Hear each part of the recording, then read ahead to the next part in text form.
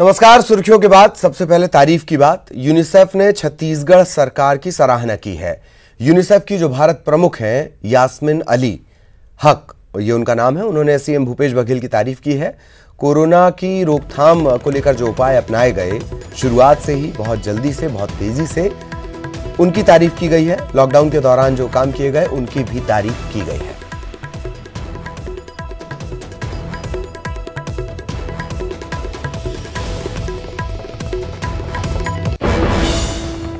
और कोरोना को लेकर छत्तीसगढ़ से राहत भरी खबर। 2 और मरीज पूरी तरह ठीक हो गए हैं। प्रदेश में अब 5 कोरोना के एक्टिव केस हैं। 1 एम्स का नर्सिंग स्टाफ और 4 कटघोरा के मरीज हैं। अब तक 37 संक्रमण के मामले सामने आए और उनमें से 32 मरीज पूरी तरह ठीक होकर डिस्चार्ज हो चुके हैं। सीएम ने एम्स के नर्सिंग स्टाफ के जल्द स्वस्थ होने की कामना भी की है। एम्स के डायरेक्टर से बातचीत भी की है, हालचाल भी इनका जाना है।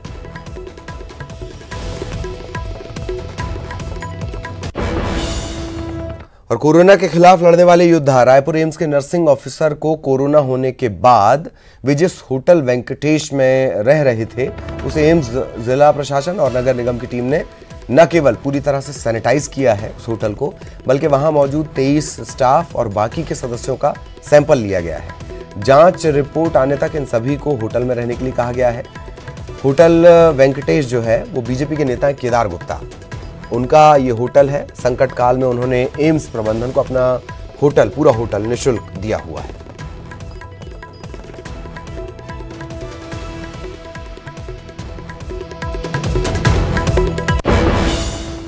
और मुख्यमंत्री ने एम्स के डायरेक्टर से चर्चा की है। कोरोना संक्रमित नर्सिंग ऑफिसर की उन्होंने जानकारी ली है। कोरोना वॉरियर नर्सिंग ऑफिसर को संक्रमण हुआ है, कोरोना संक्रमण। मरीजों की स्थिति पर भी उन्होंने बातचीत की है। 5 एक्टिव केस प्रदेश में फिलहाल है।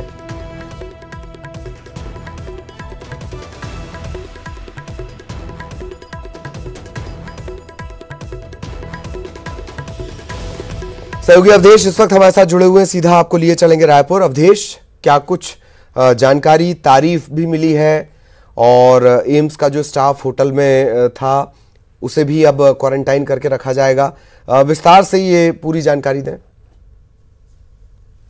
देखिए, ये बात तो तय है कि छत्तीसगढ़ ने कोरोना के खिलाफ लड़ने में जो योगदान दिया और जो भूमिका निभाई, उसकी चर्चा अब चारों तरफ होने लगी। और यही वजह है कि रायपुर एम्स जब सार्क देशों के प्रतिनिधियों से जुड़ा, तब उस वक्त एम्स के डायरेक्टर ने न केवल पूरी जानकारी दी, बल्कि उस प्रोटोकॉल को भी बताया जिसके तहत छत्तीसगढ़ में काम किए गए। और यही वजह है कि छत्तीसगढ़ ने दूसरी बार कमोबेश 90% का स्कोर किया है। हमारे दर्शक को याद होगा कि जब छत्तीसगढ़ में जमातियों की संख्या नहीं आई थी कोरोना को लेकर, तब छत्तीसगढ़ में 10 पॉजिटिव केस थे और उसमें से 9 ठीक होकर पूरी तरह से घर जा चुके हैं। उस वक्त ये कहा गया था कि 90% स्कोर एम्स ने किया है, छत्तीसगढ़ ने किया। और ये दूसरी बार कमोबेश यही देखने को मिला कि 37 में से 32 मरीज पूरी तरह से ठीक होकर अपने घर को लौट चुके हैं। 5 जो एक्टिव केस है वो एम्स में उनका उपचार जारी है। एम्स ने ट्वीट करके कहा है कि उन 5 की स्थिति बेहतर बनी हुई है, आने वाले दिनों में जल्द ही उन्हें भी डिस्चार्ज कर दिया जाएगा। लेकिन कुल मिला के कहा जा सकता है कि कोरोना से निपटने के लिए, लड़ने के लिए सरकार ने जो जो निर्णय, हमने देखा कि जैसे ही 19 तारीख के आसपास, 19 मार्च के आसपास रायपुर में पहला केस आया, राज्य सरकार ने रायपुर की सीमाओं को छोड़ के राज्य की सीमाओं को सील कर दिया, क्योंकि छत्तीसगढ़ 7 राज्यों से घिरा हुआ राज्य है। ऐसे में राज्य की सीमाओं को सील करने के बाद जो आवागमन पूरी तरह से बंद हो गया, उसी का परिणाम रहा, सुखद परिणाम रहा कि आज छत्तीसगढ़ कोरोना के मामले पे, जहां देश और दुनिया में दहशत और भय का माहौल है, छत्तीसगढ़ बेहतर स्थिति पे है। और यही वजह है कि लगातार तारीफें हो रही है। रही बात कोरोना वॉरियर्स को, जब पहला केस हुआ तो निश्चित तौर पे चिंता का विषय है कि जो लोग कोरोना के खिलाफ अपनी जान जोखिम में डालकर लड़ाई लड़ रहे हैं, उन्हें अगर पॉजिटिव केस हो जाए तो मुख्यमंत्री का फोन करके बातचीत करना और उनका हालचाल जानना स्वाभाविक है। मुख्यमंत्री ने चर्चा की एम्स के निदेशक से, जाना है कि आखिरकार उनकी स्थिति कैसे है और उनके साथ साथ जो लोग थे उन्हें बचाने के लिए, उनके उपचार के लिए क्या कुछ बेहतर उपाय किए जा रहे हैं। साथ ही साथ जिस होटल में वो कोरोना वॉरियर्स जो थे वो ठहरे हुए थे, वेंकटेश होटल में, उसे भी पूरी तरह से सैनिटाइज कर दिया गया है। वहां के स्टाफ से लेकर अन्य लोगों का भी जो सैंपल है वो ले लिया गया है। जांच रिपोर्ट आने तक सभी को होटल में रहने के लिए कह दिया गया है। तो कुल मिला के कहा जा सकता है कि कोरोना को लेकर छत्तीसगढ़ की जो तस्वीर है वो काफी बेहतर बनी हुई है अब तक। जी जी जी, चलिए बहुत बहुत शुक्रिया। लेकिन आप हमारे साथ बने रहिएगा, एक और अहम खबर को लेकर भी आगे हम आपसे चर्चा करेंगे। और केंद्र सरकार की गाइडलाइंस के बाद लॉकडाउन में शर्तों के साथ जरूरी और कुछ गैर जरूरी दुकानों को खोलने की छूट दे दी गई, लेकिन फिलहाल इसे लेकर असमंजस की स्थिति बनी हुई है क्योंकि राज्य सरकार ने कोई स्पष्ट गाइडलाइन अभी जारी नहीं की है। रायपुर में लॉकडाउन के दौरान पहले से ही शर्तों के साथ राहत दे दी गई है। सीएम भूपेश बघेल ने भी केंद्र के इस कदम का स्वागत किया, लेकिन राज्य सरकार की गाइडलाइन जारी न होने से व्यापारी ऊहापोह में हैं। गवर्नमेंट ऑफ इंडिया ने जो आदेश निकाला है वो अभी स्टेट गवर्नमेंट इसको अभी अडॉप्ट करने के बाद ही ये अपने स्टेट में लागू होगा। उसके संबंध में भी एक मीटिंग होने वाली है, तो मीटिंग के बाद आपको क्लियर हो जाएगा। और जहां तक टाइमिंग की बात है, जो पेट्रोल पंप्स है, मेडिकल शॉप्स और जो मिल्क पार्लर है और जो गैस एजेंसी है, वो पूर्व में जितनी भी जो उनको जो टाइमिंग जो दिया गया था उस हिसाब से खुला रहेगी। बाकी सभी जो दुकानें जैसे 4 बजे तक हमने अभी जो एक लिस्ट निकाले हैं उसी बेसिस पे, और कुछ जैसे जो सीमेंट और सरिया दुकानें हैं और जो पंक्चर दुकान वगैरह जो भी है, तो वो 2 बजे या 3 बजे जो लिस्ट के आधार पे वो खुला रहेगा। जो नॉन एसेंशियल दुकानें जो खुला रहेगा उनके ऊपर सख्त कार्रवाई किया जाएगा और उसको जो पूरा लॉकडाउन के दौरान उनको बंद रखा जाएगा। जो शासन ने जो दिशा निर्देश दिए हैं उसका पालन करना पड़ेगा और एसेंशियल आइटम खरीदने के लिए घर से बाहर निकलना पड़ेगा। अब भी वो गाइडलाइन जो है वो काम कर रही है। दुकानों का भी एक निर्धारित समय दिया हुआ है, वो समय के बाद अगर कोई दिखा हम लोगों को घूमते हुए तो उसके ऊपर हम लोग कड़ी कार्रवाई कर।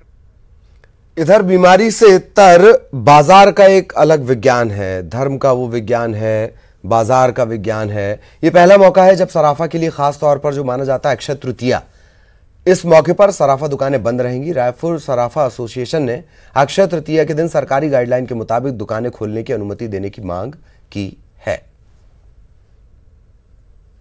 सराफा बाजार के हिसाब से यदि अपन मानते हैं तो जिस प्रकार के सराफा में धनतेरस का महत्व होता है, उतना ही महत्व अक्षय तृतीया का होता है। 2 सीजन हमारे रहते हैं, अक्षय तृतीया और धनतेरस। और इस बार अक्षय तृतीया में पूरा देश का सराफा लॉकडाउन के कारण बंद है और इसके कारण एक बहुत बड़ी क्षति सराफा को हो रही है। पर वो देश के हित में जो लॉकडाउन किया गया है उसमें हमने सबने समर्थन किया। और प्रधान सहयोगी अवधेश हमारे साथ जुड़े हुए हैं। तकरीबन अवधेश 4 से 5 हजार, अगर मैं गलत नहीं हूं, यही संख्या है सराफा दुकानों की। अब वो डिमांड कर रहे हैं कि साहब अक्षय तृतीया के दिन मौका हमें दिया जाए दुकान वगैरह खोलने का। इसके बारे में तो आप जानकारी दें ही दें, लेकिन बहुत सारे ऐसे कारोबार भी हैं, बहुत सारी दुकानें ऐसी भी होती हैं जो सुबह से शाम तक खुलती हैं और तब घर वालों का पेट भरता है। इनके बारे में सोचा जाए तो उनके बारे में भी सोच लिया जाए। अवधेश, बिल्कुल, देखिए बिल्कुल आपने सही कहा। देखिए ऐसे जो गैर जरूरी सामान के ऐसे दर्जनों, क्या सैकड़ों, हजारों और लाखों की संख्या में देश भर में दुकानें हैं जिनसे न केवल उनका परिवार बल्कि उन संस्थानों में, उन दुकानों में काम करने वाले लोग और उससे आश्रित लोगों का पेट और तमाम चीजें, उनका परिवार जुड़ा हुआ है। लेकिन ऐसे में केंद्र सरकार की ओर से कल एक गाइडलाइन जारी किया गया, एक निर्देश जारी किया गया कि गैर जरूरी जो दुकानें हैं उसे भी कुछ शर्तों के साथ खोला जाए, जिसमें बाकायदा कहा गया कि सोशल डिस्टेंसिंग और तमाम तरह की चीजों का पालन किया जाए। लेकिन केंद्र के निर्देश के बाद राज्य में आज जब बैठक हुई, केंद्र सरकार के अधिकारियों और राज्य सरकार के अधिकारियों के बीच बातचीत हुई, लंबी चर्चा हुई और उसके बाद रायपुर के कलेक्टर ने जिला प्रशासन की ओर से कहा गया कि वर्तमान में जो पहले से जो तय दुकानें हैं उन्हें ही खोलने की छूट दी जाएगी। नए स्तर पे जब राज्य सरकार की ओर से निर्णय लिए जाएंगे उसके बाद आगे निर्णय लिया जाएगा। तो कहा जा सकता है कि एक और ये जरूर है कि सराफा एसोसिएशन के द्वारा ये कहा जा रहा है कि उन्हें अक्षय तृतीया के दिन व्यापार करने की अनुमति दे, लेकिन सवाल यह है कि अगर सराफा एसोसिएशन को व्यापार करने के लिए अनुमति दी जाएगी तो उन तमाम छोटे छोटे दुकानदारों का क्या होगा, जिनकी पेट रोजी जुड़ी हुई है, जिनके सामने काफी बड़ी संकट है कि कैसे अपने जीवन के इस काल को वो बिताए ताकि आने वाले समय में और लड़ाई लड़ सके। तो सवाल यही है कि अगर आप एक पक्ष को ध्यान में रखेंगे तो दूसरे पक्ष को भी देखना होगा, और अगर दोनों पक्ष को देखेंगे फिर लॉकडाउन का मतलब क्या रह जाएगा। अब यही वजह है कि ओहापोह की स्थिति बनी हुई है, असमंजस की स्थिति बनी हुई है। आज सवेरे हमने देखा कि कई गैर जरूरी जो दुकानें हैं, जो सामग्री की जो दुकान है, वो दुकानें खुल गई, लेकिन बाद में जिला प्रशासन ने उन्हें बंद कराया। तो अभी भी स्थिति स्पष्ट नहीं हो पा रही है कि कल से या सोमवार से आने वाले दिनों में जो गैर जरूरी सामग्री की जो दुकान है वो खुलेंगे या नहीं खुलेंगे। इसके लिए आदेश का इंतजार अभी भी किया जा रहा है। जी, ये बात भी सही है, ये दुकान खुलेगी, वो दुकान खुलेगी, तो फिर वो दुकान क्यों नहीं खुलेगी जिसे लालपरी की खुमारी के तौर पर जाना जाता है। कई नेताओं का वो प्रिय व्यवसाय भी है रायपुर में। बहुत बहुत शुक्रिया अवधेश आपका इस तमाम जानकारी के लिए। सहयोगी अवधेश हमारे साथ जुड़े हुए थे। मुख्यमंत्री भूपेश बघेल ने आंगनवाड़ी के बच्चों के समग्र विकास के लिए चकमक अभियान और सजग कार्यक्रम की वेब लॉन्चिंग की। चकमक अभियान में बच्चे पारिवारिक सदस्यों के साथ रचनात्मक गतिविधियां सीखेंगे। सजग कार्यक्रम के जरिए बच्चों के स्वास्थ्य, पोषण और समग्र विकास की प्रक्रिया को बढ़ावा मिलेगा। सोशल मीडिया प्लेटफॉर्म पर बच्चों के अभिभावक, पेरेंट्स, उन्हें टास्क मिलेगा, दिशा निर्देश भेजे जाएंगे। फिर आंगनवाड़ी कार्यकर्ता घर घर जाकर इन कार्यक्रमों के बारे में अभिभावकों को जागरूक करेंगी। बच्चों के लिए गोंडी में मुद्दुल डाका और हल्बी में पहिल डाका, इन दोनों का मतलब होता है पहला कदम। इस नाम की पुस्तिका का विमोचन भी किया गया है।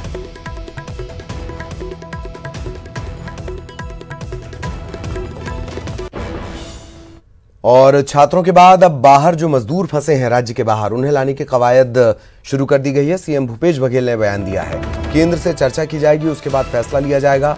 कोटा में फंसे छात्रों के लिए बसें भेज दी गई हैं। छात्र जब लौटेंगे तो क्वारंटाइन किया जाएगा। और इस बाबत भी उनसे सवाल पूछा गया कि मजदूर भी फंसे हुए हैं, तब उन्होंने कहा कि तकरीबन 1 लाख से ज़्यादा मजदूर इधर उधर फंसे हुए हैं और निश्चित तौर पर केंद्र से बात करने के बाद उनके लिए भी कोई फैसला लिया जाएगा। सरकार के सहमति के बाद कोटा में फंसे हुए हमारे छत्तीसगढ़ के कोचिंग के लिए गए बच्चों को लाने के लिए बसों की रवानगी हो चुकी है और उसमें अधिकारी भी रखे गए हैं, एम्बुलेंस भी है। क्योंकि यहाँ से कोटा की दूरी बहुत अधिक है, इसलिए बीच में रास्ते में उनकी भोजन की भी व्यवस्था करनी पड़ेगी और साथ में एम्बुलेंस भी रहेगा। यदि किसी की तबीयत खराब हो गई तो देख रेख करते बने। उनको हम क्वारंटाइन में रखेंगे, पूरे स्वास्थ्य परीक्षण करेंगे और जो स्वस्थ बच्चे हैं उनको ही उनके घर में जाने का। और हमारी कोशिश है, भारत सरकार से हम अनुमति चाह रहे हैं कि जो विभिन्न राज्यों में फंसे हमारे मजदूर हैं उसको भी हम ला सकें। जैसे भारत सरकार से सहमति बनती है, अनुमति मिलती है, तो विभिन्न राज्य में फंसे हुए मजदूर हैं उनको भी हम छत्तीसगढ़ लाएंगे। मजदूर जो फंसे हैं वो उनके संख्या लगभग 1 लाख से अधिक है। अभी तक के हमारे पास जो जानकारी है वो 1 लाख की है, ये और भी बढ़ सकता है। तो अधिकारियों को हमने निर्देशित किया है कि विभिन्न राज्यों में फंसे हुए जो मजदूर हैं उनकी जानकारी, डिटेल जानकारी वो ले ताकि उनको समय पर मदद की जा सके। ब्रेक के बाद आपका स्वागत है। रायपुर में डॉक्टर ने पुलिस को N95 मास्क डोनेट किए हैं। डॉक्टर अब्बास नकवी हैं और पुलिस को उन्होंने 500 N95 मास्क सौंपे हैं। डॉक्टर नकवी ने डीजीपी डीएम अवस्थी को ये मास्क सौंपे। ग्राउंड ड्यूटी कर रहे पुलिसकर्मियों के लिए उन्होंने ये मास्क डोनेट किए हैं।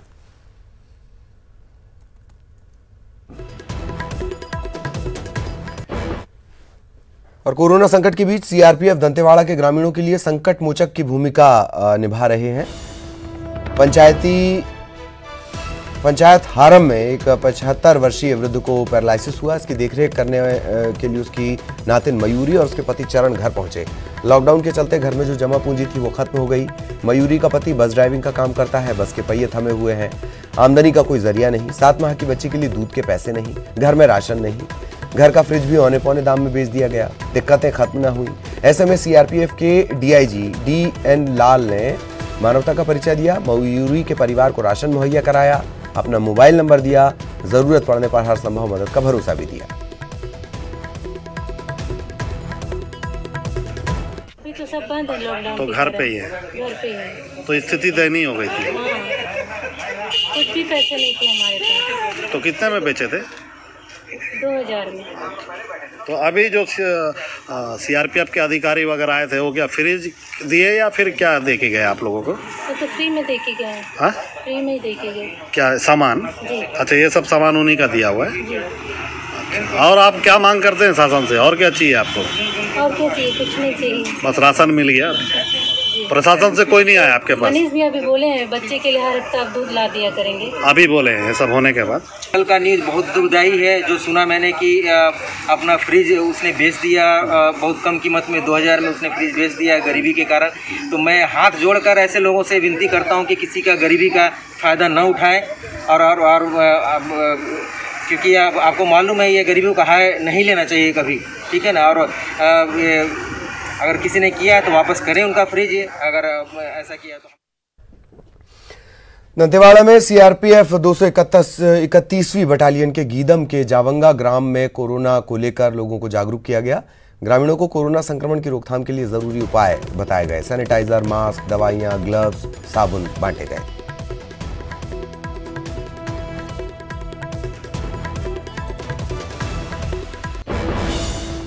जशपुर में लॉकडाउन का पालन नहीं हो रहा है। लॉकडाउन का उल्लंघन करने पर पुलिस सजा दे रही है। उल्लंघन करने वालों को पुलिस अनोखी सजा दे रही है और सड़क पर ऐसे लोगों से कसरत करवाई जा रही है, योगा करवाया जा रहा है। जशपुर के पत्थल गांव का ये मामला है।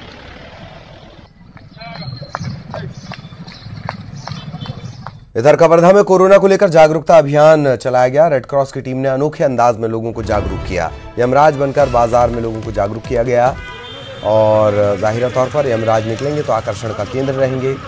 यमराज ने कहा, लॉकडाउन का पालन करो वरना मेरे करीब आ जाओ।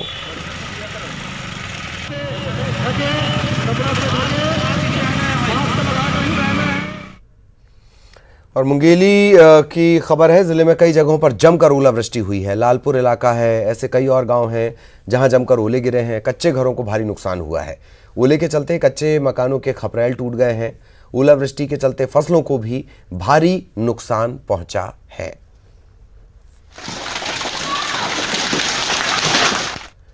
इधर बिलासपुर में अचानक मौसम का मिजाज बदल गया है। गौरेला, पेंड्रा, मरवाही यहां पर तेज बारिश के साथ ओले गिरे हैं। गरज चमक के साथ 3 दिनों से यहां लगातार रुक रुक कर बारिश भी हो रही है। लगातार बारिश के चलते जनजीवन बेहाल है। बारिश के चलते कई मकान और वाहन क्षतिग्रस्त हो गए हैं। आकाशीय बिजली की चपेट में आने से कई मवेशियों की मौत भी हुई है। इधर जगदलपुर में भी मौसम का मिजाज बदल गया है। आंधी तूफान के बीच तेज बारिश हो रही है। शहर से लगे नगरनार इलाके में तेज हवाएं चल रही हैं। गरज के साथ बारिश हो रही है। प्रदेश के कई जिलों में बारिश हो रही है।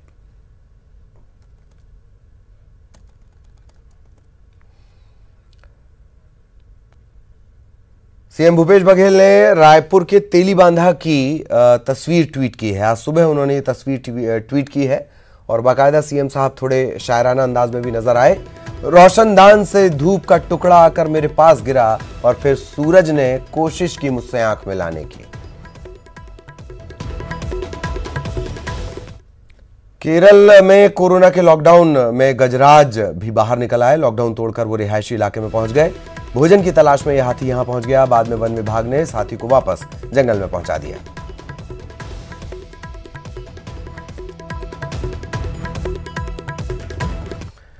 इधर कर्नाटक में एक हाथी का बच्चा पानी पीने के चक्कर में गड्ढे में गिर गया। इसके बाद वन विभाग ने इसे रेस्क्यू किया और इसकी जान बचाई।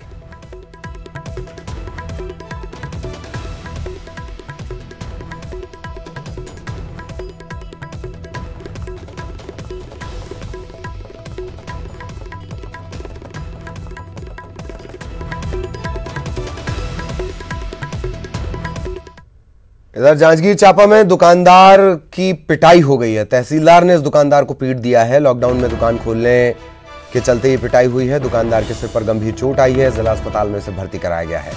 इसके बाद डॉक्टर्स ने इसे बिलासपुर सिम्स रेफर कर दिया। प्रकाश चंद साहू नाम है तहसीलदार का और दुकानदार का नाम है अजय गट्ठानी।